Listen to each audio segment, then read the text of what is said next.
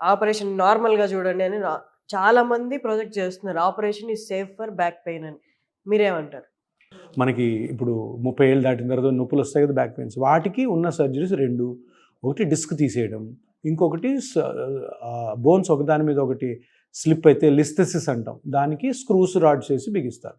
ఈ 2 తప్ప బ్యాక్ పెయిన్స్కి వేరే సర్జరీస్ ఏమీ లేవు. ఇప్పుడు కొత్తగా వచ్చి ఎండోస్కోపిక్ డిస్కెక్టమీ అని ఒక చిన్న హోల్లోంచి చేసేది అదే, మళ్ళీ లోపలికి వెళ్ళి ఆ బోన్స్ని బ్రేక్ చేసి ఆ డిస్క్ని పీకడం.